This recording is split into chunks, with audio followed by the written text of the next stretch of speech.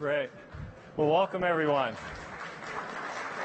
Welcome to the Computer History Museum. So my name is Dan Lewin. I'm the CEO of the Computer History Museum. Thank you all for coming tonight. This is a terrific opportunity for you all to hear an incredible story. I want to thank you for being here. And as you all know, our programs are no charge. They're free. We encourage you to consider membership. If you will, you can go to our website and take a look at that. And for the digital audience and the live streamed audience, you can go to our Facebook or YouTube page, or if you're going to tweet and things of that ilk, it's hashtag CHMLive. This program tonight is really going to be special for me personally. I happen to be friends with all three of those who will be on stage, and having moved here to Silicon Valley in 1976, I have a feeling for a major portion of Margaret's book, but not all of it. And it's a wonderful read if you want to dig a little deeper than pre-1976. And I can tell from those that I've met here tonight already that many of you both were here then, but also many of you actually made that history happen. So this is going to be a special program, and I can't thank you all enough for coming, and I can't thank our panelists tonight for their work and dedication to bringing this story together, because it's important, especially today, given what's going on in the world, to understand the public-private partnership which made this valley what it is. And there's a lot to be said about that you'll hear tonight. So with that, I'm going to introduce Marguerite Gong Hancock, who is the founding executive director of our Exponential Center, which is a section of the museum that is fundamental to understanding the explosive growth that this valley has created as a result of technology. So Marguerite's been here for 3 years running the program, and I'm going to let her kick things off. So thanks, Marguerite. Thanks so much. Thanks very much, Daniel, and I'm adding my warm welcome to you tonight. Tonight's conversation is focused around the ideas of this new book by Margaret O'Mara, The Code, Silicon Valley and the Remaking of America. I think it's a compelling and carefully researched book that really looks at tech, politics, and the larger cultural context and how it's evolved over time, an important set of topics for all of us today. And for this conversation, what better than to bring three leading lights in this area who can help illuminate the topics. And as is our tradition, I'd like to introduce each of them through 5 numbers. First, Margaret O'Mara. She's a professor of history at the University of Washington, and she writes and teaches about U.S. history and politics. I first met Margaret a handful of years ago when she started on this project, and it's a particular delight to feature her on stage. 5 is the number of years with Bill Clinton's campaign and presidential administration. 2000, the year she began writing about Silicon Valley. 2,500, the number of students she's taught at Stanford and the University of Washington. 3, the number of books published. And last but not least, 774 endnotes in the code. Please join me in giving a very warm welcome to Margaret O'Mara.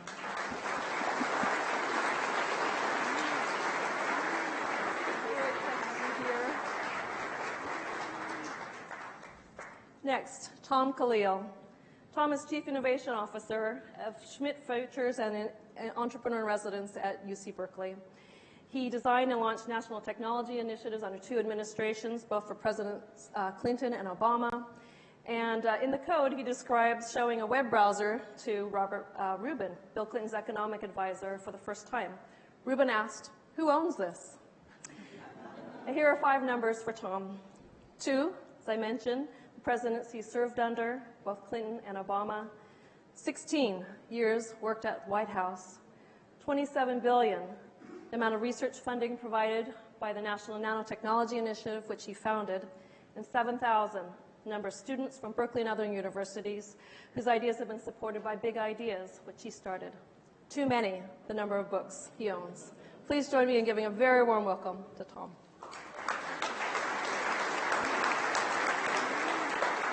Great to have you here, Tom. Thanks so much. And last but certainly not least, our moderator, veteran tech journalist and a longtime friend and collaborator here at the museum, John Markoff. He returns to the museum to guide this conversation. Here are his 5 numbers. 3,000 plus the number of tech articles he's written for the New York Times. 1993, the year he wrote the first ever piece on the World Wide Web. 42 years, the number of years he spent writing on technology and science for the Pacific News Service, San Jose Mercury News, and the New York Times. 5, the number of books he's written on the history of people and the relationship with computers. And last but not least, 4, the number of Pulitzer Prize nominations he received before winning in 2013. John, it's wonderful to have you back here at the museum. Thank you. Evening, everyone. So you all have cards, so I want to get you in as we go on. So please, if you have questions, ask them. And we're going to spend most of the evening talking about the code and the world that it describes. But here I have 2 people who are veterans of the Clinton White House, and I really want to start there. Did you guys know each other? Yeah. We did. Did you work together? A little bit. Yeah, a little bit, yeah. We met in the late months of 1992 during the transition after Clinton and Gore had been elected in Little Rock, working on the economic conference, I think. So the economic summit, we didn't sleep for a while because all of the higher-ups had spent all this time figuring out who was going to be there, and no one had spent any time about, like, what the substance was or who was actually going to talk. So I remember like calling these Nobel laureates up very late at night saying, oh, do you mind coming down to Little Rock? So it was a really interesting experience. And did you come directly off the campaign to the White House? Yeah. And what has your role been in the campaign? Oh, me. All of the above? All of the above. Well, no, I started where every good political career starts. I started in the mailroom, working in the correspondence office, operating the auto pen and writing letters, back when people wrote letters to candidates instead of emails. It was before email. And then ended up working on the economic policy staff, which is where I met Tom. And then I ended up in the White House. You know, the funny thing about politics is Washington, D.C. runs on very young people who are willing to work really hard and not get paid very much. And so I was there kind of sitting crouching in the corner watching history being made. And it was extraordinary. It was really extraordinary. And when you came into the White House, what was your you came in to do what? I came in as the assistant to the one of the economic policy directors, yeah. And then I quickly, then soon, a few months later, I moved out of the White House, went down the road to Health and Human Services to work on one of the major things that the Clinton administration was consumed with that year, which was healthcare reform. Yeah. So funnily enough, I didn't work on tech policy. And thank God people like Tom were there working, and you were working on not just tech policy, but thinking about tech policy as economic policy. I mean, really that intersection. And that's the really striking thing about the 1990s, and something that was really reinforced to me as I researched and wrote this book was that this is a moment when the infrastructure of the digital revolution, of the online revolution, is being laid down, where people from the Valley are working with lawmakers of both parties to figure out what the rules of the road are going to be, and how you foster this, which Draper called the Jeffersonian internet. And at the same time, there's certain things the government had to do to create this infrastructure, and that was what you were working on.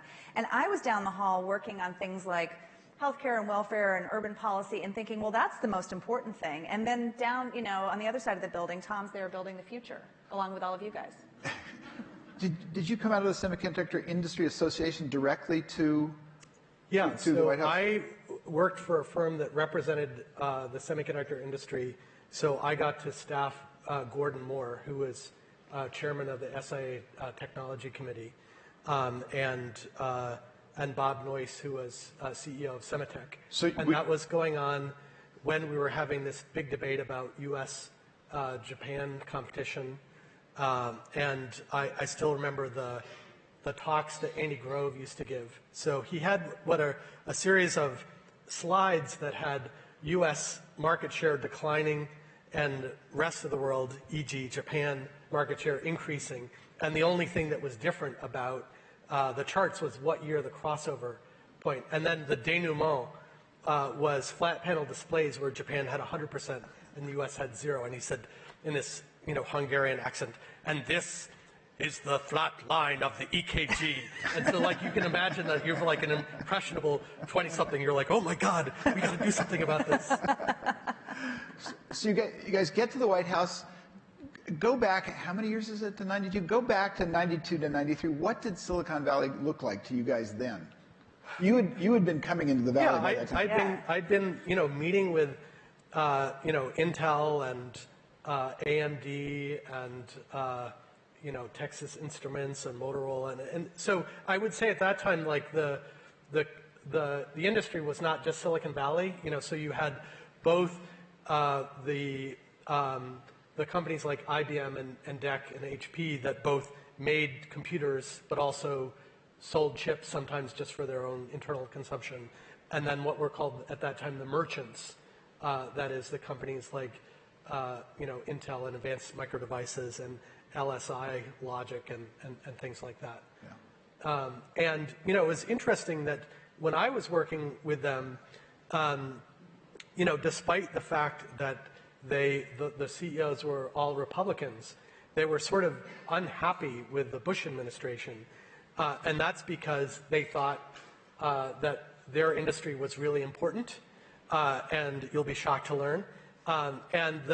There was this quote, which may or may not be apocryphal, from one of the Bush economic officials, which was, "Computer chips, potato chips, what's the difference?" That is, $1 of GDP is $1 of GDP. And they were like, what? And then Andy Grove sent Michael Boskin a violin for being like Nero and fiddling while Rome burnt. And the other thing that happened is, that people like John Young, who features prominently in your book, he had been asked by Ronald Reagan to set up this commission on industrial competitiveness.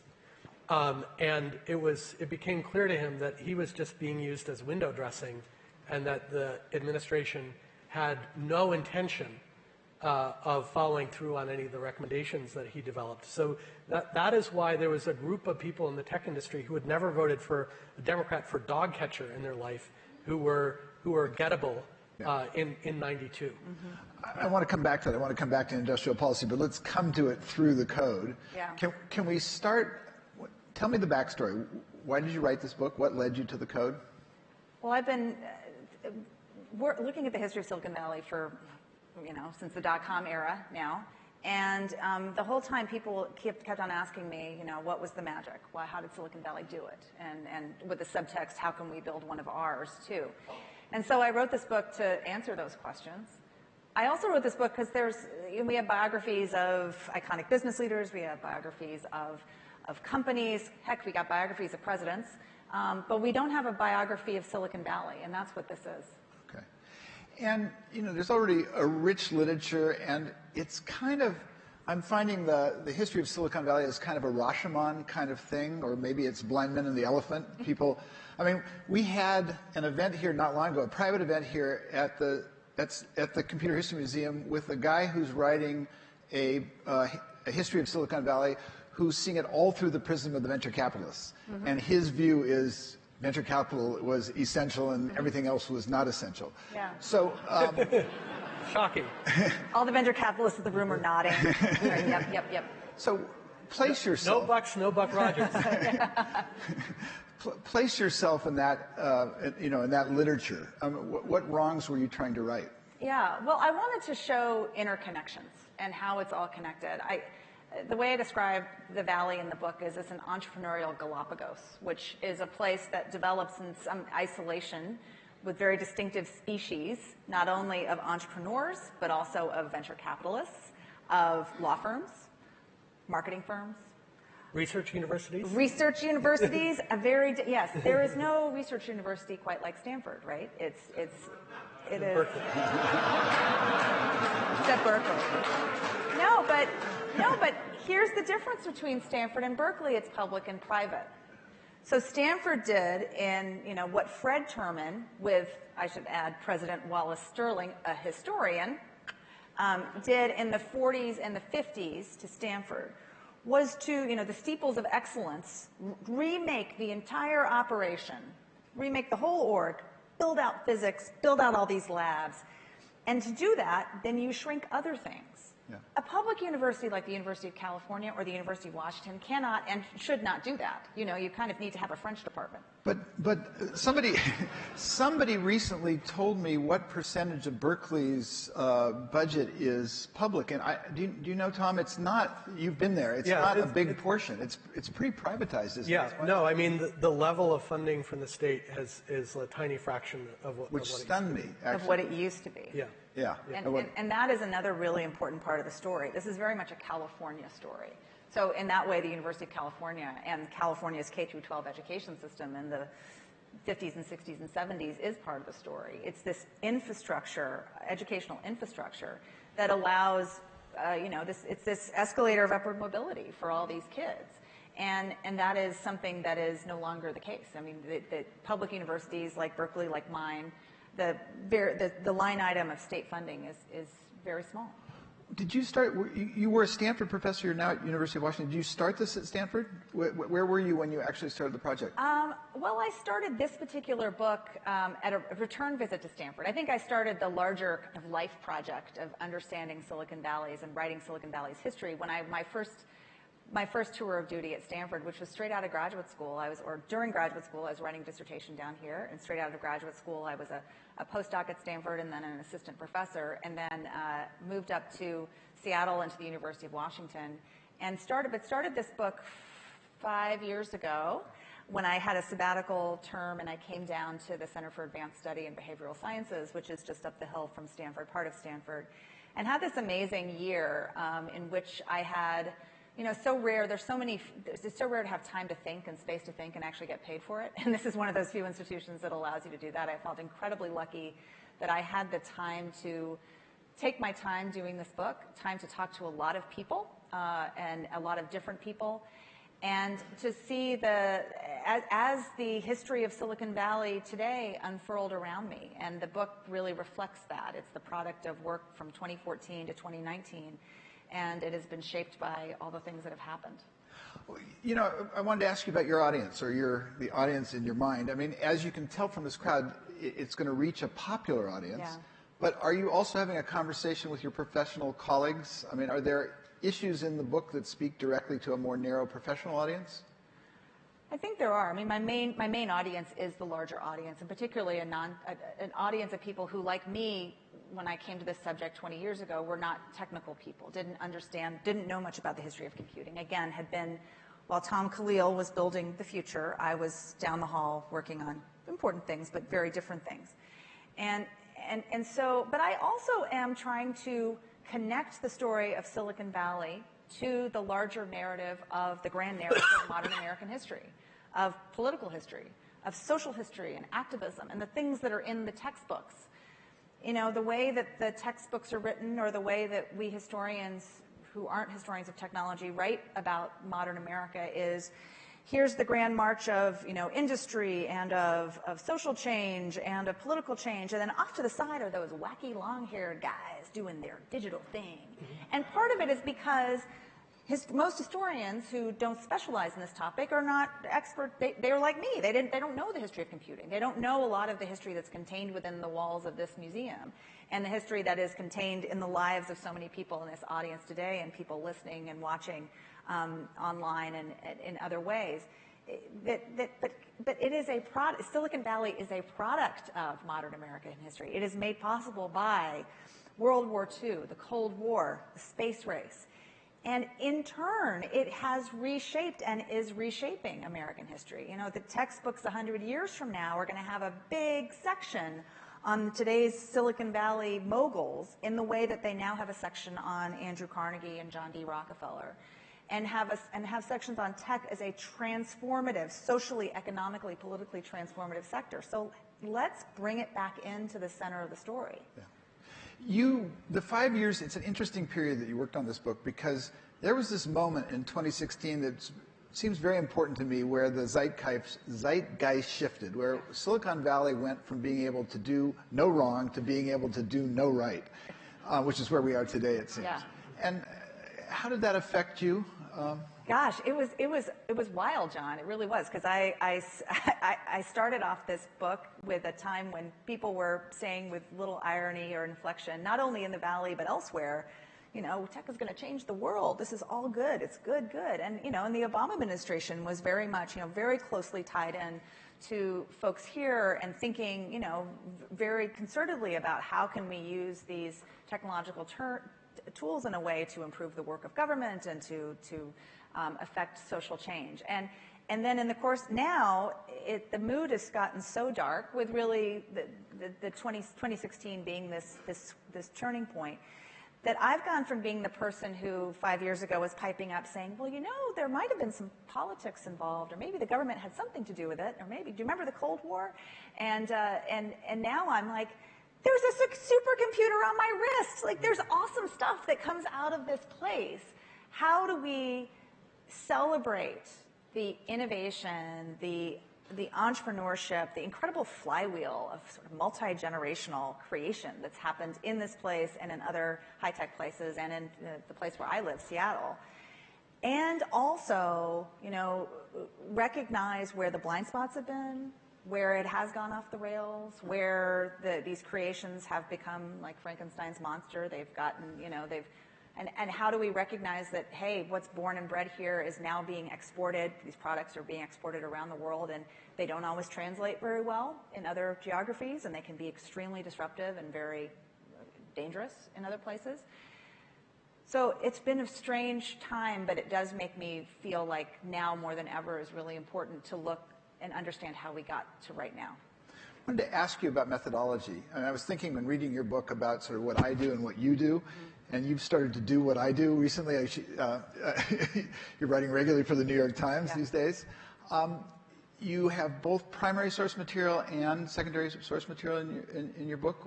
Talk to me a little bit about your methodology. Well, in some ways, I had to build my own archive, because this is, you're building the airplane while in flight. The tech industry is often looking forward and not always thinking about, we should conserve this history. I think the earlier generations, the pioneer generations of the Valley, the people who came here in the 50s and 60s and the 70s, have recognized, including, through this institution, have recognized that this is a history that needs to be preserved and conserved. I was thanking just to the high heavens again and again Pete Bancroft and the Venture Capitalist Oral History Project, that the creation of this incredible body of work that's now housed on the Bancroft Library at Berkeley, but also available online, and also the many oral histories that Computer History Museum has assembled over time of entrepreneurs, of technologists in the Valley, and then being able to interview people myself and to help build my own oral history repository.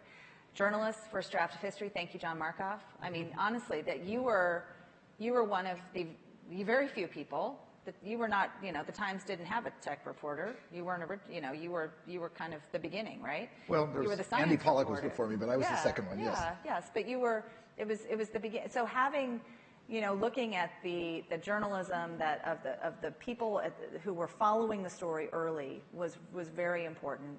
The books written by journalists, some of them have held up very, very well and were extremely useful to me. So, and then I would, meet with people, including some people who are in this room, and they would just hand me a file folder and say, I saved this. I don't know if you have any use for it. And I'd open it and be like, thank you. Let's stop for a second here. Could people who are in the book or know who they're in the book, could you raise your hands? I know a bunch of you are here. Looks like there's about 10 people here who are in the book? Yeah, I see. Yay. Okay. I recognize many faces. Neat. Yeah. So, and that is, that's living history. I mean, this is a history that is still being written, and it, it underscores the need for thinking about what the Silicon Valley, the archive of Silicon Valley writ large, and the archive of tech looks like. Do you ever think, God, it'd be much easier if these people were all dead?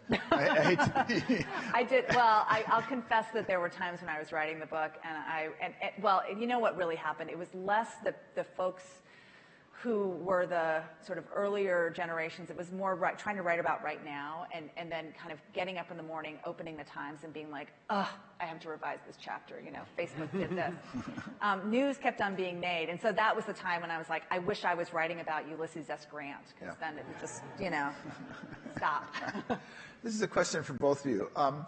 I got the sense that you're trying to dial things over and have a sense that you were sort of doing combat with this view of the world that Silicon Valley happened in a vacuum and there was no infrastructure around it, and that you wanted to sort of correct that record. There was another recent, well, not that recent, but there is another, I think she's European, Mariana Mazzucato, has this book called The Enterprise State, which sort of dials all the way over to it's all government. I mean, and I think the iPhone is the classic example. She takes a technology, and this technology wouldn't exist if this government spent it. Where do you fit on that spectrum? And then let me ask Tom, not you, but Tom about that issue. It's not entrepreneurship, entirely entrepreneurship. It's not entirely government. It's both. And that's the really critical thing to understand and the critical part of the story. And the only in America story, quite frankly. Because what happens in the Valley, starting significantly with the Cold War, what turns this from being the nation's capital of prune production to being this? It is World War II and the Cold War and this tsunami of federal money, military and otherwise, that washes over the Pacific West. But it wasn't big government spending, let's build a giant lab, although that happened too. It was a lot of money washing into the labs at Stanford and washing into Lockheed Missiles and Space and into private industry. So the government puts money... And Berkeley. And Berkeley. Yes. We're going to have, get in a sort of... It's going to be the big game on stage.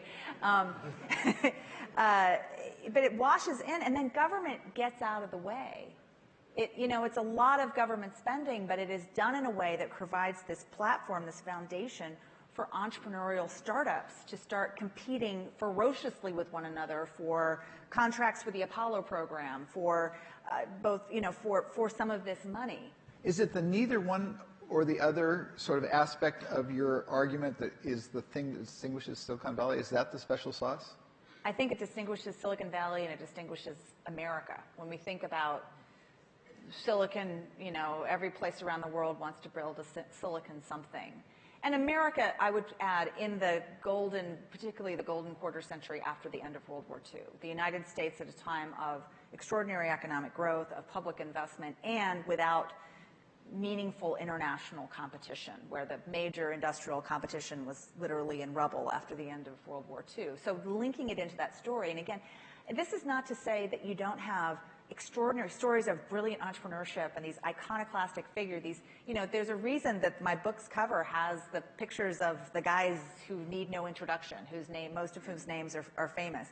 But what they are able to do is made possible not only by a larger community of people, both technological and non, and other companies, a larger ecosystem, but also the larger historical context in which they're coming up.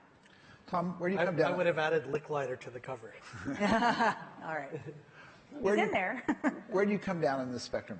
So I think that if you look at a lot of the technological building blocks that are driving the industry, whether it was the internet, which the government started investing in 1969, the first graphical web browser, which Mark Andreessen developed when he was an undergraduate at NCSA, the FinFET, which is the latest transistor that all the semiconductor companies are using, electronic design automation, the work on CDMA that was the basis for Qualcomm, GPS, the decades of work that DARPA put into speech recognition before we had anything that was useful. That a lot of that technology, if you said, where did it come from?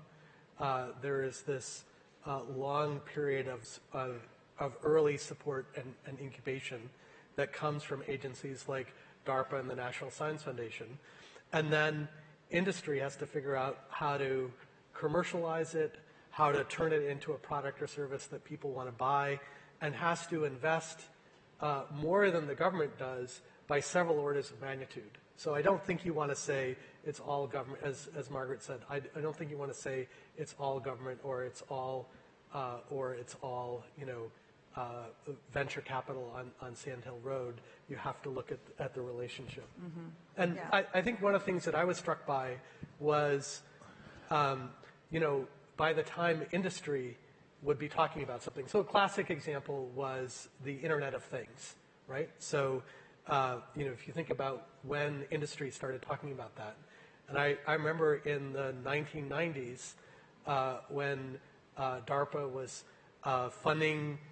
Now, they had a boring name for it. It was like wireless sensor networks, right? Yeah. So it was not like a snazzy marketing term. But I remember going to the DARPA summer studies in the 90s and talking to Deborah Estrin, who was at UCLA, and Chris Piester, who was working on Smart Dust, and David Culler, who was working on TinyOS, which is the operating system that you could run on that. And that was in the mid and late 90s. And then, so I just saw over and over again that the technology that industry was excited about commercializing, that I had been talking to my colleagues within the government, 10, 15, 20 years ago. Yeah.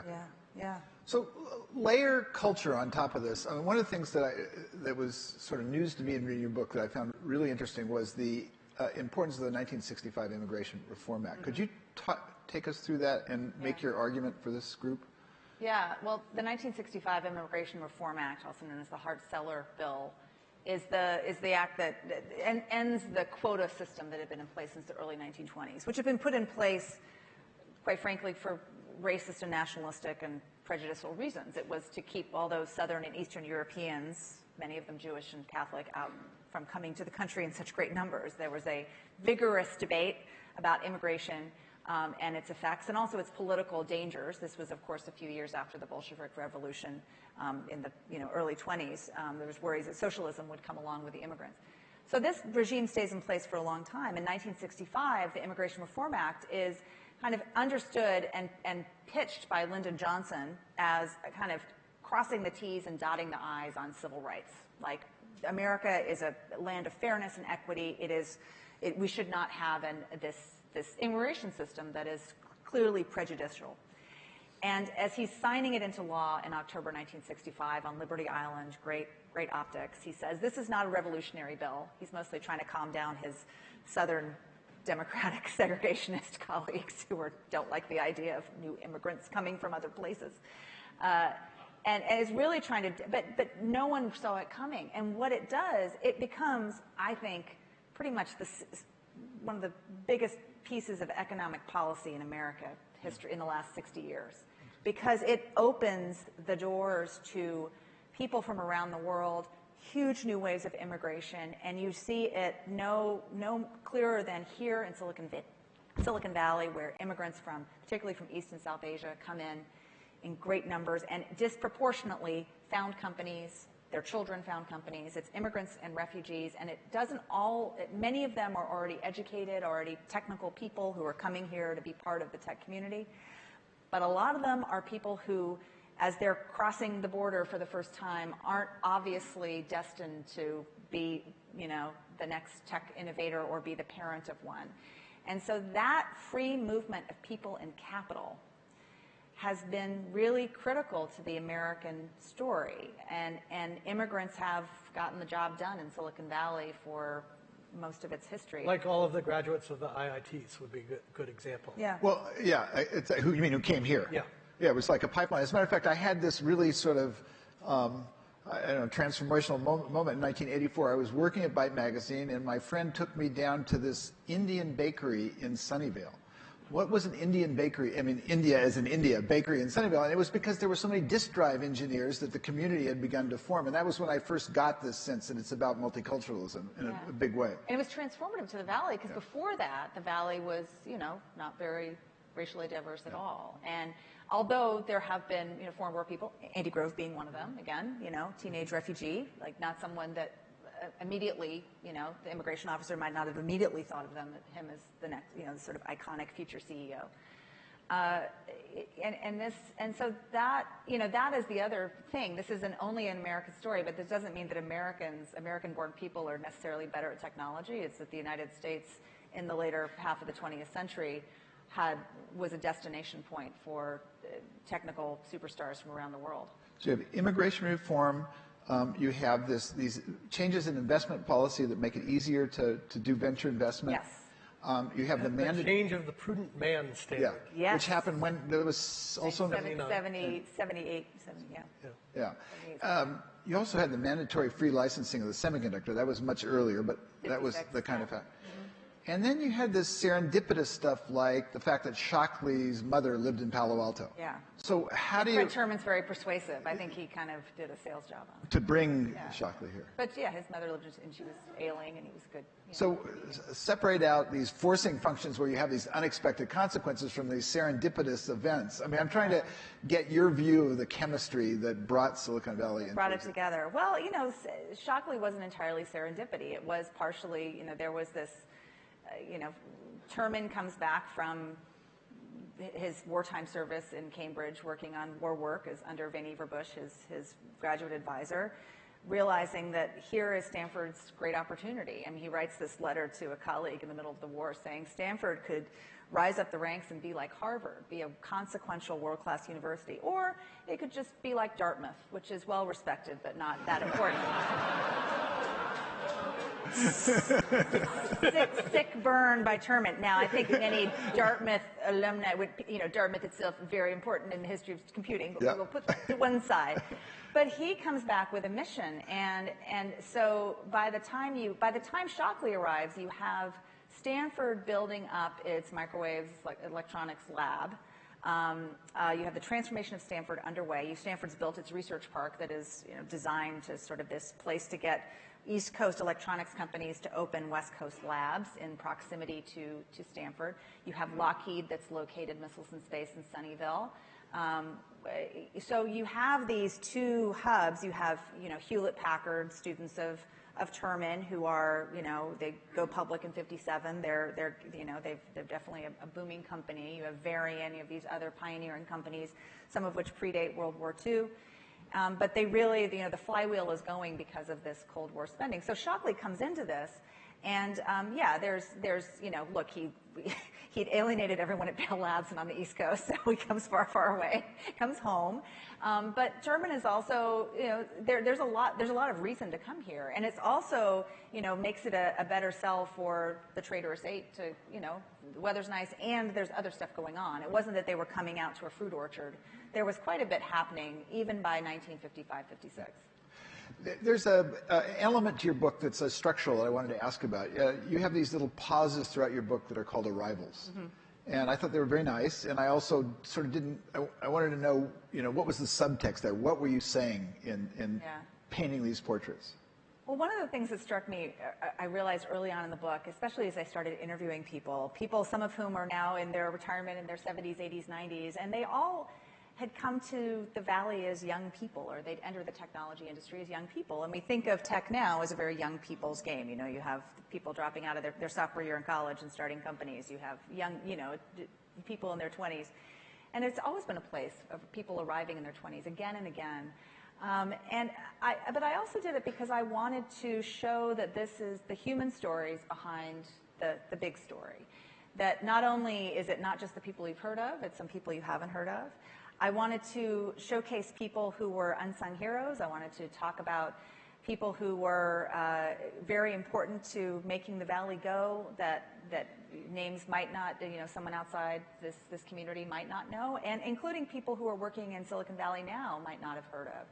I wanted to showcase the role of women and technical women in technology throughout the whole history of the Valley.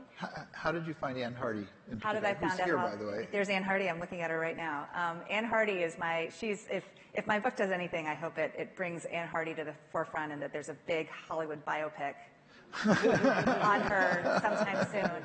She has an extraordinary story and is a classic example of a technical woman, a technical superstar who, first of all, doesn't come in with a fancy engineering degree, because in the early 1950s when she graduated college, she was not allowed to major in any of those majors. She instead majored in phys ed because that was the closest she could get to get some science and some math in. And then she ends up walking into IBM and taking a programming job. And women programmers, of course, are part of the story in great numbers in the early years of computing. And in fact, programming, software programming, one of the reasons so many women were able to do it was because it was not seen as the complicated part of computing. You know, building the machines was the really complicated part. The art and the science was there. And anyone who's a programmer or developer in the room was like, that's what? No, it's extremely, so as soon as they started, you start doing it, you realize, oh, this is very complicated. And there is a lot. But there is, instances of, but to sort of keeping on as a technical woman in the industry over time. First of all, particularly if you wanted to rise up the ranks and become a manager or an executive, as Anne did, you had to put up with a lot of stuff. It was part of the culture and part of the magic has been the fact that, it's a work hard, play hard place. There's a lot of fun that goes on in the industry. There's a lot, but particularly in the early years when this was a small place, when you had like 1 or 2 bars you could go to, everyone's living together, everyone's socializing together, everyone's working together all the time, and it's a hard-charging, incredibly competitive atmosphere. To get ahead in the semiconductor industry, your elbows had to be sharpened at all times as a company because you're fighting for survival. And that becomes an inhospitable place for people who are trying to raise a family, who may not easily fit into or be welcome at all of the after-hours social events. And this helps us, one of the things I wanted to unwind and untangle in this book and help explain, there's been this really, this ongoing conversation about diversity in the industry in the last few years that really hadn't ever happened before. So if nothing else, we're talking about it, and that's different. Yeah.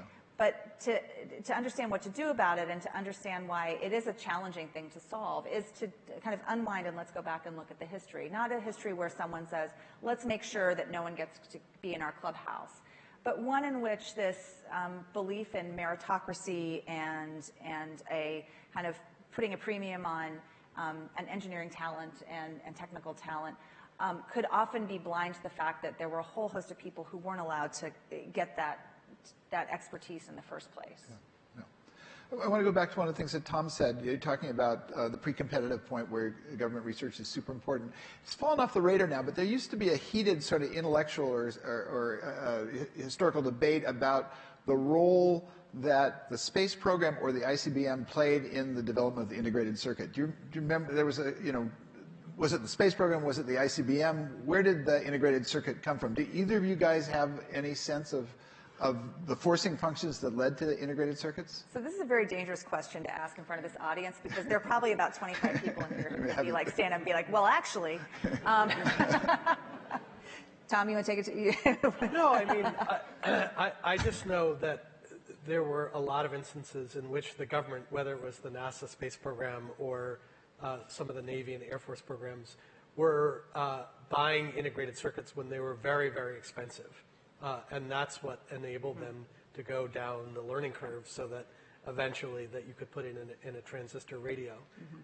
And Ken Flam, who I believe is now at UT Austin, did a really good job of going and getting some of the price data, and you can show how much the government was paying and then the role that the sort of a purchaser who is not particularly price sensitive.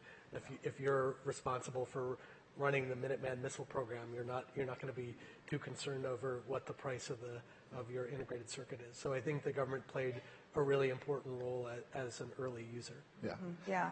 I got one of the people that I talked to for the book was the late Bill Miller, Stanford computer science, longtime Stanford faculty member, and he sort of framed it for me sort of at a very early stage of my research in such a wonderful way, sort of talking about how NASA created this foundation, this platform, kind of this guaranteed deep-pocketed customer that you could rely upon, that gave this latitude for these small companies, and also to build very small, sophisticated electronics. You didn't have to have a giant, didn't have to have a giant operation. You could still be kind of a relatively small to medium-sized company and have that sort of production. And so it created this platform and kind of this safety net of sorts. I don't know if quite those are the words he used, but to allow these small firms, and because it was also new, because the IC was so new, you didn't have, and this was at the same time that Bob McNamara is trying to like streamline and introduce efficiency into the government contracting procurement program. So, you know, that's the end of prime contracting. It's an open, you know, the guys who used to be guaranteed contracts aren't getting it anymore. So it creates a space for, again, entrepreneurial competition, and for these companies that are not founded to be defense contractors, to kind of create this platform for their eventual commercial growth. And one of those is, talk about serendipity. Fairchild Semiconductor, you know, they incorporate, roughly speaking, you know, a couple weeks before Sputnik rockets into space, October 4th, 1957. And then, you know, Sputnik goes into space. Washington's collective hair is on fire, not only about, because it wasn't just space. I mean, the thing that is sometimes forgotten, we think about astronauts and the right stuff. This was all part of the Cold War, that missiles and rockets were the same technology, which of course, that was, you know, up and down the West Coast, you have lots of defense hubs. You have my town of Seattle building big airplanes. You have LA building a lot of big airplanes too. And here, already in the 50s, you're building small. You're bringing small electronics. And so when the ramp up in space spending happens after 57, the place that builds small all of a sudden has access to this new fire hose of money that's coming. And that is, again, the public and the private working together. You know, Bob Noyce and the Trader Estate were not like, we're going to be the next Lockheed. You know, they're building a silicon semiconductor company. They're thinking they're business people. But they were incredibly lucky in their timing, because the IC that was developed there is, you know, is but then all the eventually rockets. what happens is that the military becomes like 1 to 2% of the market.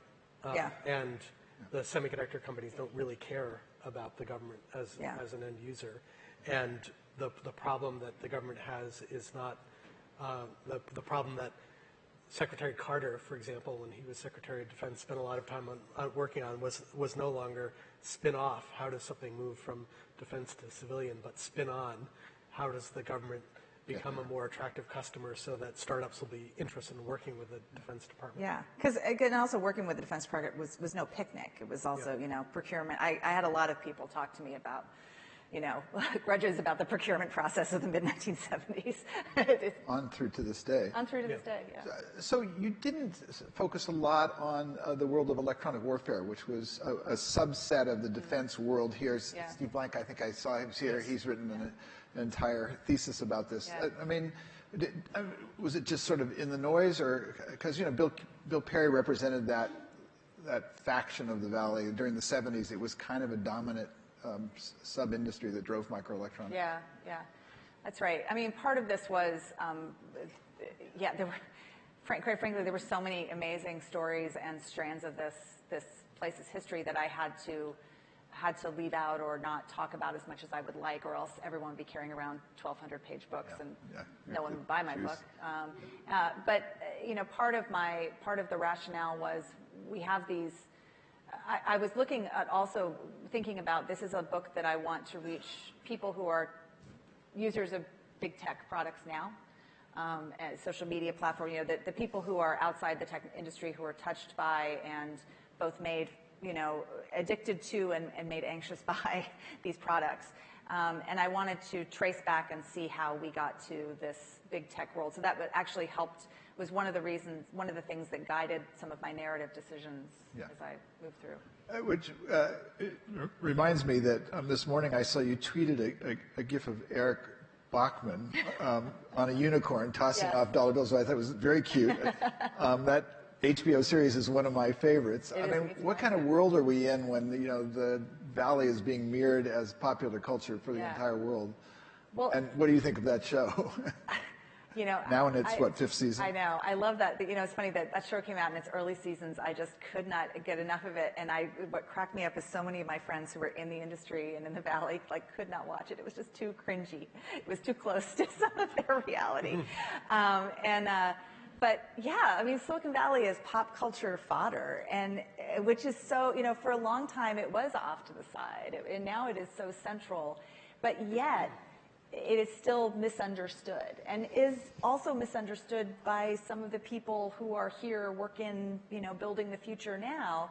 partially because there hasn't been a lot of interest in history. You know, you don't have to look very hard to find someone in today's tech who is saying, well, history's, you know, orthogonal to what I do. Why should I care about what happened in the past? Like, put a plaque on it and move on. Like, who cares? But it was in popular culture when the industry was trying to figure out how they were going to get to a gigabit SRAM, and whether X-ray lithography was ever going to work or not. Yeah. So Yeah. it's, And now it feels like it's plumbing in a very sort of odd sense. I mean, the Valley is sort of moved on. You start the book with a series of questions. You pose a series of questions, and there's one in particular that jumped out at me. What you asked was, why didn't the people of this remarkable place understand the social potential of what they were creating and the darkly disruptive ways in which their products might be used? Mm-hmm. Do you think you have an answer to that question now? I think I do, and it's not an easy answer. I joke that historians don't get asked on cable news very often because our answer is often, it's really complicated. That doesn't, it's like, well, it depends. It depends. On the one hand, this. So, you know, some of the things that have made the magic here, the tightly networked community, the multi-generational network of tech, which is why venture capital is so very important to this story, because it's not just money, it's mentorship. It's picking the winners and nurturing the winners of the next generation, or who you hope will be winners. There is connective tissue that links the companies of right now to the companies to Shockley Semiconductor and Varian and HP, if you follow the money back and follow the mentorship back. And that has been a secret to why you have this incredible ability to pump out one generation of companies after another. Even though obituaries get written, they all seem to get written on the years that end in 9, like 69, defense cutbacks, and 79, like, the economy's bad, but then, personal computing. 89, 99, 2019, we're due. It's surprising. Not surprising everyone's so gloomy. But that incredible connection and this ecosystem, unlike any other, that's developed over time, because time is part of the ingredient, is also part of why it's hard to see where the blind spot, what your blind spots get bigger. It's hard to see outside the bubble, and particularly as wealth has grown larger. I mean, right now, the orders of magnitude of valuation and everything is just so much larger than even in the dot-com time. Even when we were working in Washington in the 90s, everything is just bigger. And because there are HBO shows devoted to the Valley, because the business section is devoted almost, 80%, 90% to tech, I mean, thank God you're no longer working full-time for the Times, because you would have to clone yourself. I would be lost. No. The Times went all the way through the dot-com era with just me and a stringer, and now I think there are 23 people in the bureau. I mean, it's really quite extraordinary. You did the work of 23 people. Yeah. But that attests to how central on a good day. it is. Yeah. So it's so much bigger, that's why it makes the blind spots more problematic. The kind of the growth mentality, the thing that a seasoned VC would encourage a young entrepreneur to do. This is how you grow. This is how you're successful. This is what you need to deliver. This is what your mission and your goals should be. This is what your mantra should be. And now that, and coupled with the incredible power of the infrastructure that has been laid down over the last 25 years, the breakthroughs in computing, the fact that we now have such incredible power that you have it's the runaway train of the algorithm. And so it's not to let everyone off the hook and say, they didn't realize what they were doing, but I understand and empathize. History makes you empathize or at least understand why people are doing what they're doing. And then if you understand that motivation and you understand how we got there, then you figure out how to unwind something. Yeah. So you said early on that you're working for a lot of Republican CEOs. The Valley seems over the intervening quarter century to have dialed toward a more progressive stance. I mean, John Sculley was very visibly a Democrat for Clinton. Yeah. Where is the allegiance of the Valley now? Do you have a model, either of you? Well, politically, I think they tried to be aggressively bipartisan in the sense that, for example, the organization that they created called TechNet said, we're going to have Democrats like John Doerr who will be responsible for interacting with the Clinton administration, and we'll have Republican CEOs who will deal with their Republican counterparts in the Hill. So I think that, from a political point of view, they've said we want to work with both parties. I think if you look at rank and file tech workers, particularly as a lot of the industry has moved to San Francisco, you see them being overwhelmingly Democratic, and B, putting a lot of pressure on their senior management about issues like, dealing with ICE or concerns about sexual harassment. Or AI. Yeah, right? Yeah. Ethics around AI. Yeah. Yeah. Do you have a view? Well, and the parties, part of this is because the two national parties themselves change. So I talk in the book about what I label Silicon Valley republicanism, the republicanism of the great eminence of whom, the grandfather, which was Dave Packard himself, who was really a very, a mentor, a fundor, a promoter of the careers of Republican politicians, particularly at the state and local level, and served in Richard Nixon's Defense Department as Deputy Secretary of Defense, was very politically engaged. But the republicanism of Silicon Valley was a moderate republicanism of which the National Republican Party started departing from. And when people when I was talking to people who were part of that political world, they said, in the 90s when the Gingrich Congress came in and there was more sort of social conservatism and more kind of it sort of skewed in a different direction, that there was less, they felt a less strong identification, and that coupled with the potato chips of the Bush administration. But the other thing that changed was the Democratic Party changed. Another thing I trace in the book is how the Democratic Party, certain members, national Democrats, kind of identified the tech industries as the sunrise industries, as the great hope. They briefly were labeled the Atari Democrats, people like Tim Wirth and Gary Hart and Paul Tsongas. And what was so funny is I think for a long time, those Democrats really loved the Valley more than the Valley loved them back. There were sort of efforts of, unrequited love. Yeah, unrequited love. And then with Bill Clinton, who even before he announced his run for president, started coming out here. Larry Stone, who's here in the room today, helped facilitate a meeting between Clinton and some Silicon Valley execs very early on in '91, where Clinton comes in and, charms the room and starts, these people who are either Republican leaning or just, not interested in party politics at all start, there's a connection that forms. And then during the Clinton years, many different people from the Valley, including people who still identified as Republicans, are going to the White House, and they're being part of, and they're, being regularly frustrated by the bureaucracy that they encounter in D.C. But they are, really part of the political conversation. And we forget that there's a political backstory here. Right now, it seems like D.C. and Silicon Valley are colliding, and there actually has been this relationship over time, and that's part of what I wanted to uncover and unravel in the book, to show that because technologists also think, well, if the government just needs to get out of the way. And in certain cases, the government has gotten out of the way in critical ways with the encouragement and the lobbying of Valley executives. Happens in the late 70s when you have the NVCA, the venture capitalists, and the Electronics Association lobbying, the guys going and working very hard to cut the capital gains, get the capital gains tax down, and the prudent man rule that was limiting risk capital investment, get that to go away.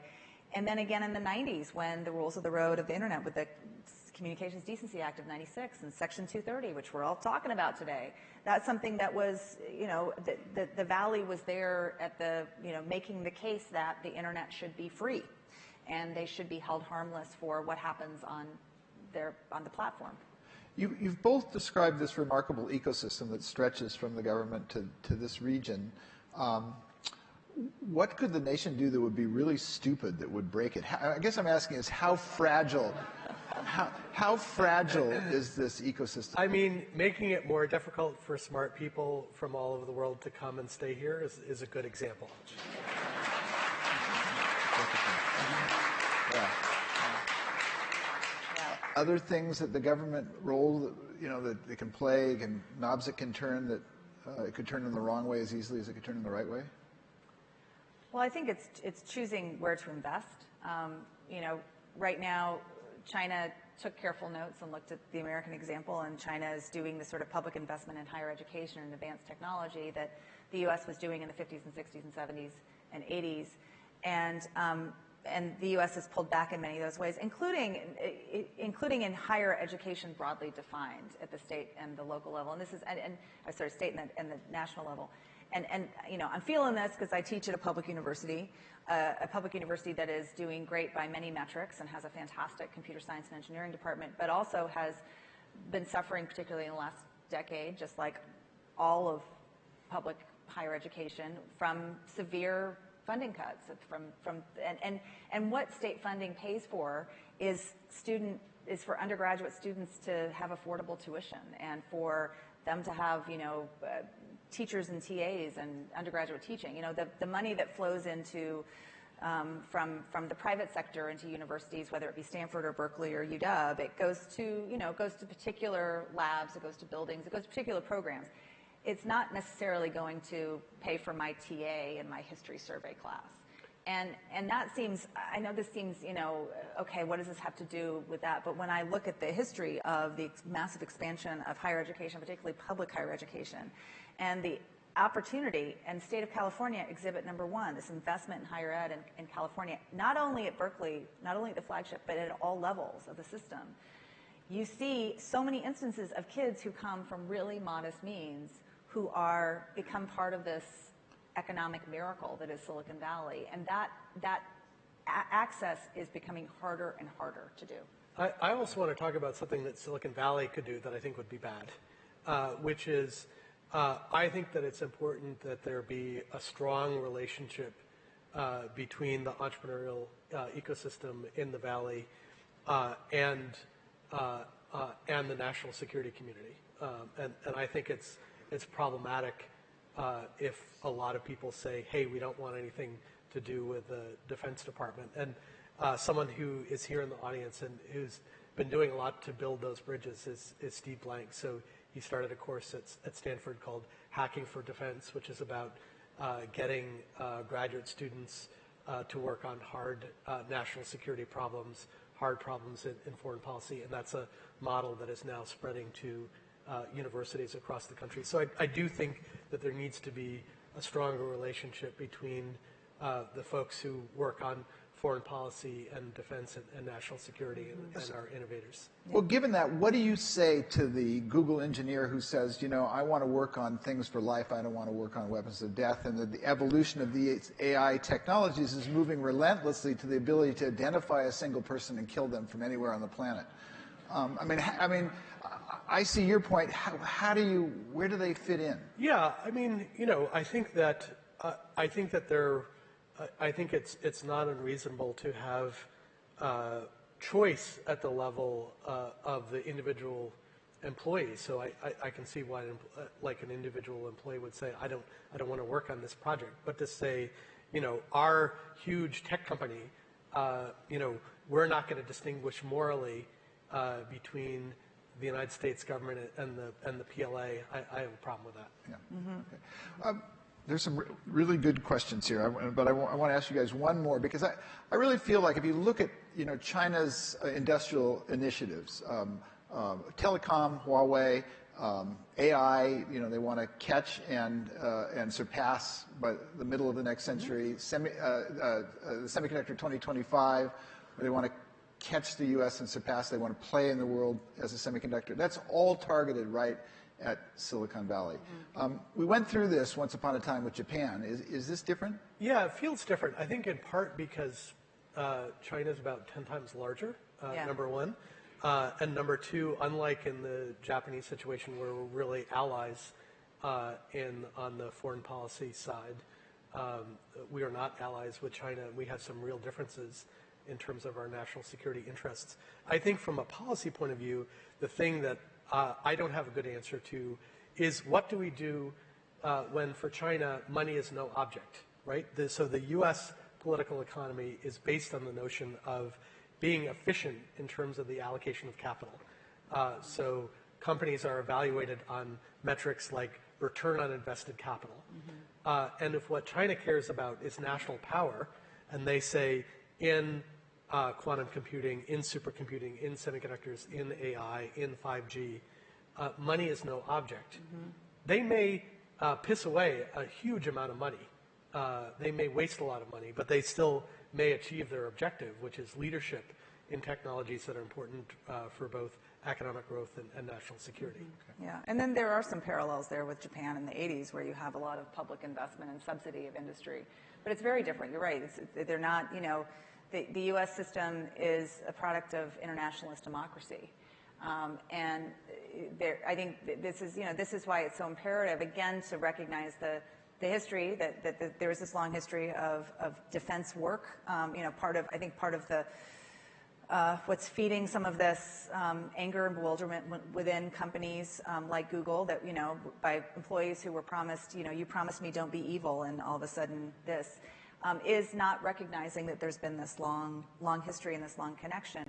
But China can, mimic Silicon Valley, and other places around the world can mimic it, but no other place can.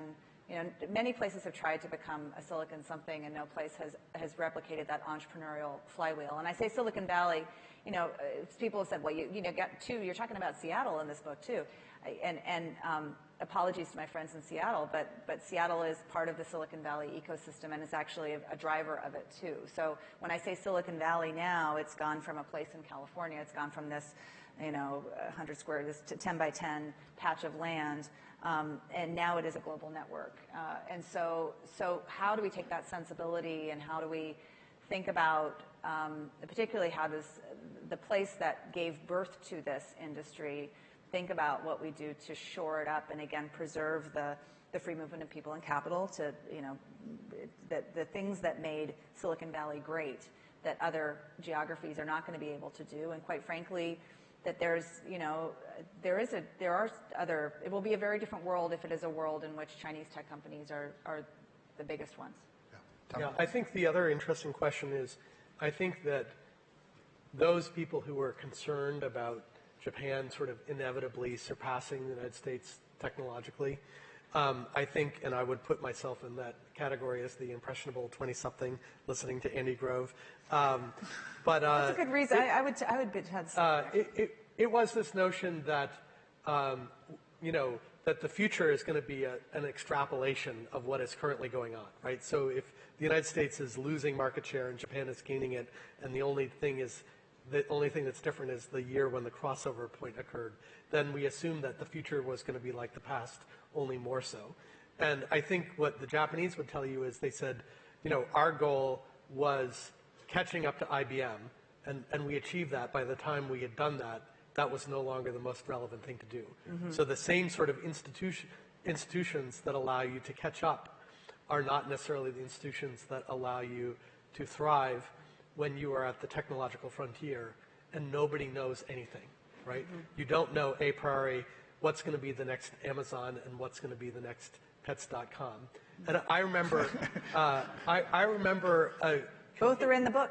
I remember a Microsoft executive saying, government shouldn't set standards, but there's one exception you could make, which is asynchronous transfer mode is clearly going to take over, and it's embraced by both the computer industry and the telecom industry, and that didn't turn out to be right. The visionaries are always wrong. So yes, it's like everyone took a pass on Star Wars. It's like that book about Hollywood. Nobody knows anything. So let's bring the audience in. There are actually some good questions here. You, Margaret, touched on watering holes in your book.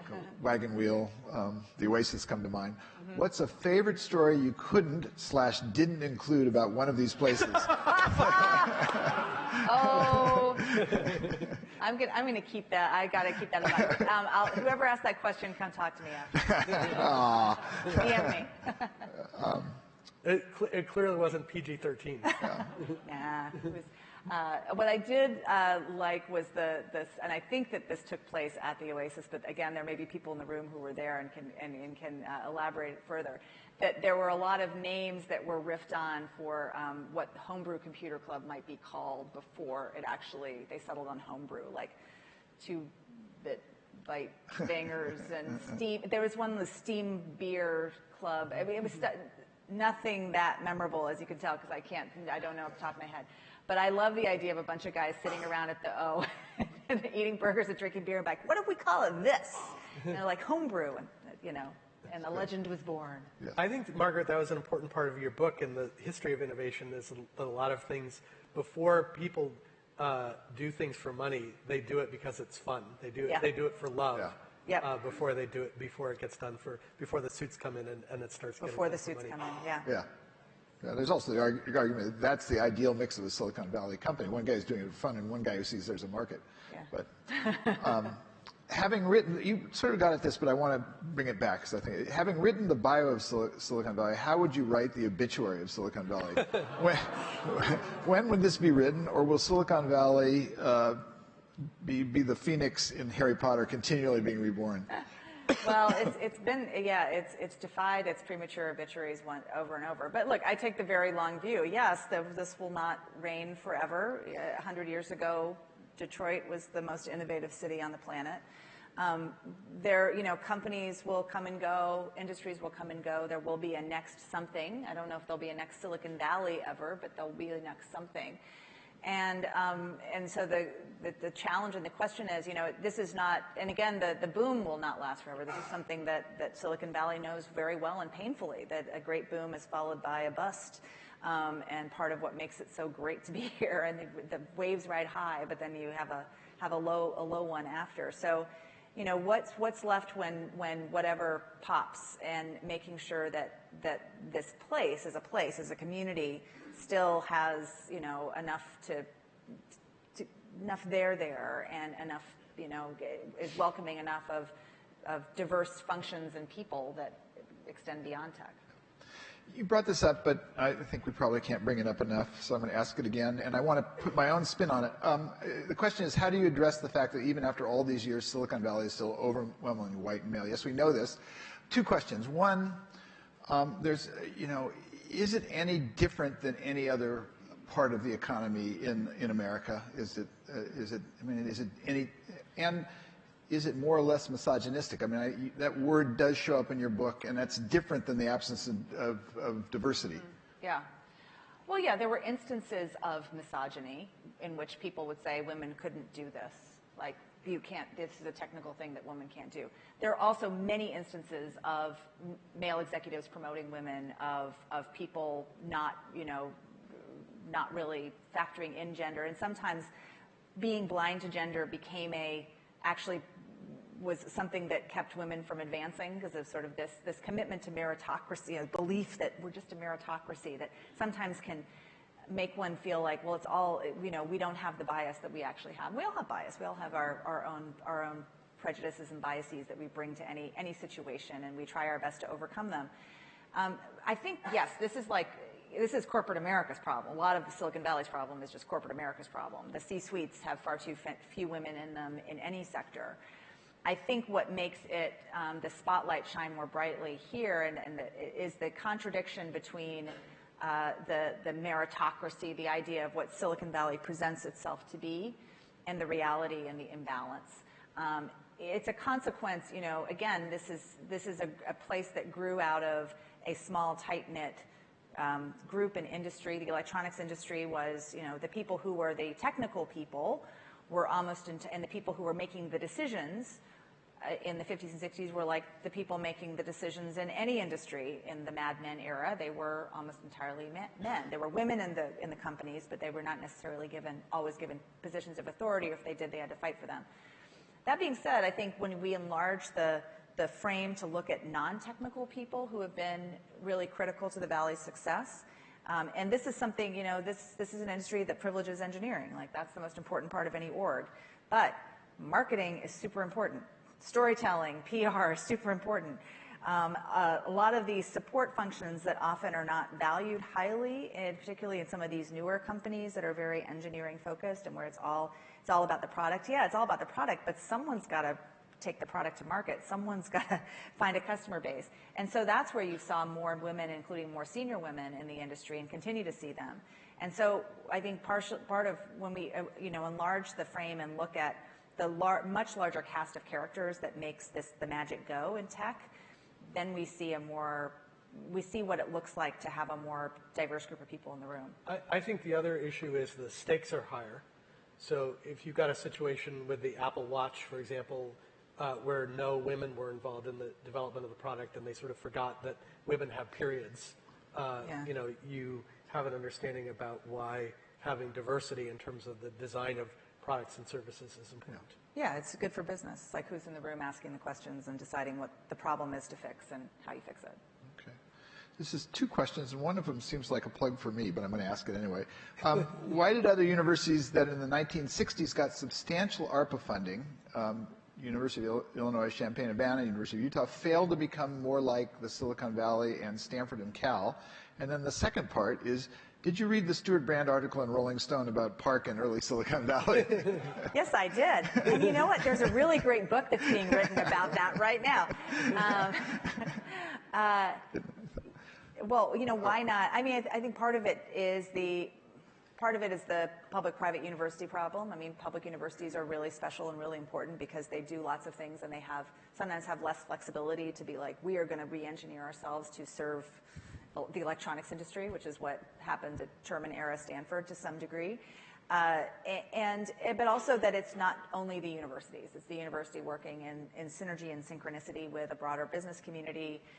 The fact that this was, mostly orchards was an advantage for building this ecosystem, and also a spatial advantage. You didn't have, someone like John Sabardo or John Arriaga could go and offer a farmer a good deal for his land, and all of a sudden have many hundreds of acres to bulldoze over and put up tilt-ups. And that eased the lack of friction in the way that the Valley tech community could grow here.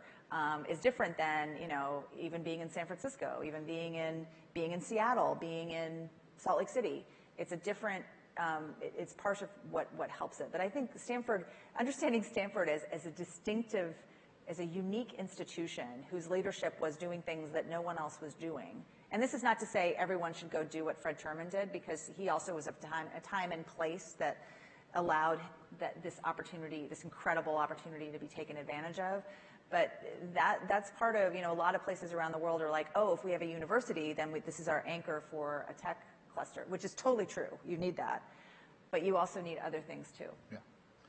We have one more assignment, I think, for Marguerite and the Exponential Center. I think you have to tell us a little bit about your one word. Now, Tom could only come up with 3 words, so he's off the hook, I think. But you did. Did she just tell us their word and give us a little bit of the backstory? Do I show the word as I tell it? Okay. Okay, you have to show the word. All right. Well, my word is not. I don't think it's going to be a huge surprise to everyone.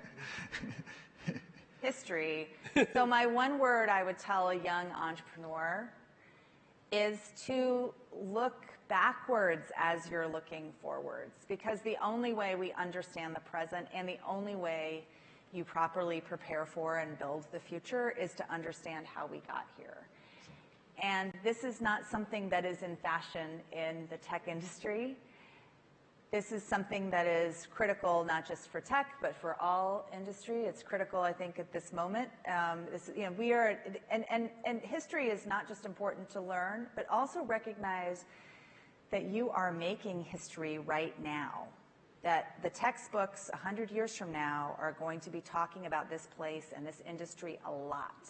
It is defining what not only the United States looks like now, but the world. So no pressure. No pressure. Do it right, guys. But learning from the past is not just fun names and dates and cool facts, although you do get a lot of cool stories in my book. But it helps you. People are really confused, both inside the industry and outside. They want to understand how this all works, and I hope I've helped us get a little closer to that understanding. Thank you. You have an opportunity to get Margaret to sign the code. So thank you. Join me in giving her a hand. And Daniel, you want to come up and say? And Tom? Thank